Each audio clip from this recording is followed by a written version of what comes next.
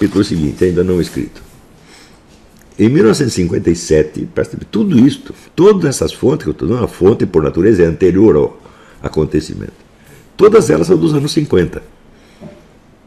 Né?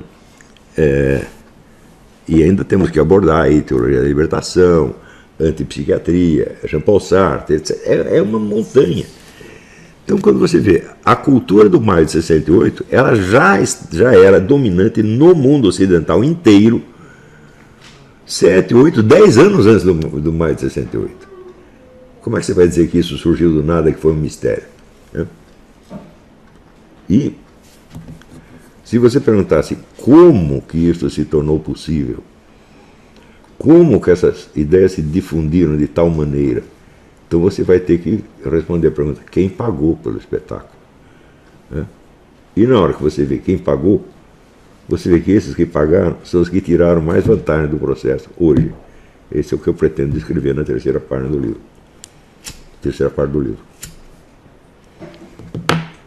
Em 1957, um membro da escola de Frankfurt chamado Karl Wittfogel publicou um livro chamado O Despotismo Oriental.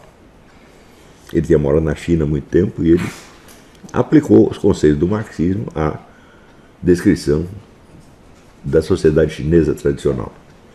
E ele viu o seguinte: durante milênios, a China tinha vivido praticamente só da agricultura. E por causa do sistema dos rios, sistema orográfico ali da China, os rios não bastavam para irrigar tudo, então precisava um sistema de irrigação. Quem fez? O governo, evidentemente.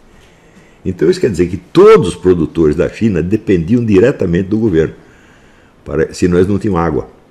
E o governo, evidentemente, podia abrir ou fechar o registro de água de qualquer um que ele quisesse. E através disso se criou um sistema despótico praticamente indestrutível. E ele dizia que se podia fazer a mesma coisa no Ocidente, dava para fazer. Tá certo? Então, um governo de tipo assistencialista, que vai promover o progresso material, ele, na medida que ele prover de fato esse progresso material, ele adquire o domínio de toda a sociedade. Não tem escapatória. Ora, o processo de dominação que existia na antiga China foi fichinha perto do que os comunistas implantaram depois, porque eles acrescentaram a isso, vamos dizer, a propaganda maciça, o método de lavagem cerebral, que é a invenção chinesa, que depois eu vou abordar, que não tem nada a ver com essas coisas que eu estou falando, que o pessoal mistura tudo. Né?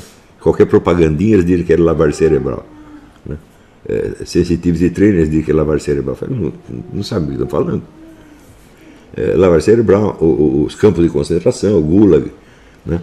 E a famosa Revolução Cultural, que antecedeu de 2 anos a Revolução de Maio de 68. Né?